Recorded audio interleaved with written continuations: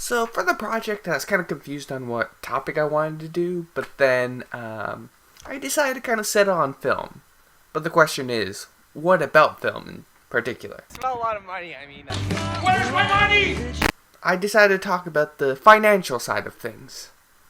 Yeah, the amount of money a movie makes in the box office, as well as what is the most critically acclaimed films and how that matches up in terms of box office. We'll get that in a second, but firstly, let's talk about money.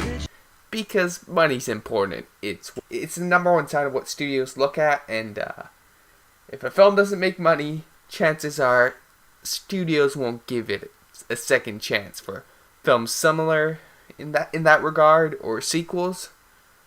So for this in particular, I went on Box Office Mojo. It's a pretty popular site detailing the numbers of the films. And I decided to look at top 10, I believe, lifetime grossing movies of all time. And I was pretty surprised by the list. Well, maybe not really, because more than half of them are Disney-owned properties. Yeah, I'm not sure if that's sad or impressive. I guess it just shows how powerful Disney properties are, but enough chit-chat, let me get out the graph. Now, looking at the top 10 movies, I think it's important to distinguish certain trends that can be seen. And firstly, I think it's important to note that most of these films are from established franchises. I already mentioned the fact that more than half of them are Disney-owned properties, but even with the other films, such as Furious 7 and Jurassic World, these are already established franchises with prior movies that sort of built up a certain audience, which I think explains the amount of money these films made. So I guess I believe now we should go to the scores, with the blue being IMDb, red being Rotten Tomatoes, and yellow being the audience score. So starting off with Avatar, the reviews seem to be overall pretty positive. Nothing extraordinary. We're sort of hovering between the 75 and 80 mark. And the second highest grossing film, Avengers Endgame, I shortened it to Avengers 4, just to fit in the graph. The reviews seem to be pretty positive all around. Sure, the IMDb score might not be the highest, but the Rotten Tomatoes critics and audience score seems to be pretty high. Titanic, the audience score is a little low, but it seems to be loved by critics, and overall everyone wrote a review in IMDb. Episode 7, yeah, it seems to be pretty good. Now, I could list off. Most of these seem to have positive reviews all around. Maybe except for The Lion King. It's a strange case where the IMDb score is, I guess, not bad, but the Rotten Tomatoes critic score, it's hovering just above 50. But audiences seem to dig it. It is a sort of a reboot of a classic tale everyone enjoyed, but there was a common criticism on how the film was executed, mainly the sort of realistic CGI animation didn't really blend well with the story. But I guess maybe that's sort of an aspect that audiences didn't seem to mind. And everything else seems to be doing pretty well. So I guess this graph shows us that while established franchises are quite important, critic scores are also, while I won't call it essential, do play a big factor in whether a movie's successful or not. Especially today, where word spreads pretty fast, it's an aspect that helps films greatly, and this is really visible here. Even if with The Lion King, the critic score was a little low.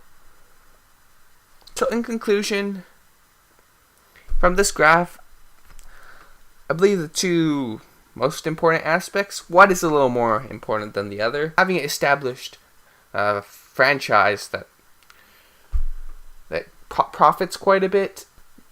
The second aspect, which is less important, is how a film is received critically, regardless of whether it's critics or audience. Moving on from money, for the second category, I believe critically acclaimed movies was a good idea. So, in theory, it's impossible to find the 10 objectively good movies because, God forbid, opinions exist. So I decided to check the highest rated movies on IMDb via the IMDb score. The score itself is based off all the reviews done through both the critics and the audiences. The numbers are pretty high, usually hovering around hundreds of thousands, sometimes millions if the movie is popular enough. So I thought this was a fair way to sort of measure what are the most critically acclaimed movies. So without further ado, let's go. This time, I sort of did the opposite with the previous example, with the previous highest grossing movies. I decided to list off the 10 most critically acclaimed films, as well as listing how much money it made in the box office. And I gotta say, things are kinda inconsistent. So over here we have the top 10 acclaimed movies. On the top being Shawshank, and number 10 being the first Lord of the Rings movie.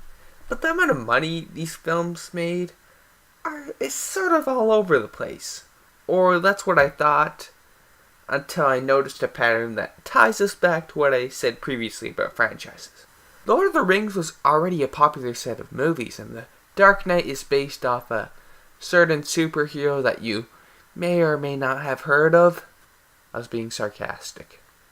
So at the end of the day, seeing from both perspectives, while critical reception does indeed help, films tend to do better when there's an established audience. Whether it's a popular film franchise, superheroes, or a set of popular novels. I'm really using the word popular a lot. Now, it would be ignorant to determine the entirety of Hollywood simply through looking at these graphs, but it does establish a certain pattern that I just mentioned. Established franchises are a big factor. Sure, critically acclaimed movies seem to have a nice variety in them. In the top 10 most popular films, most of them seem to do well critically and people seem to enjoy it. It's sort of concerning that studios will look at this and be willing to take risks. And I shouldn't even act like this is something that might happen in the future. It's already happening. Disney, despite the backlash, still seems to be remaking their classic animated films into live action. Popular films in general seem to go down the remake or reboot lane. And each time a movie does well, studios seem to immediately confirm a sequel. It's kind of concerning. And even Home Alone, they had like 3 sequels and they're gonna remake it this year? It's insane. But then again, this is just one cynical way at looking at movies. Just because a movie doesn't crack in the top 10, it doesn't mean it's not successful. And there's plenty of movies coming out that aren't sequels or remakes or spin-offs to popular franchises. I just think it's important, I guess, if there's one thing to take away from all this, is to support different films. Now, I'm not saying you should avoid the big blockbusters, but maybe it's good to sort of experiment and see films that you won't typically check out. Because after all, who knows? You might find a solid indie gem. That's my video. Thanks for watching.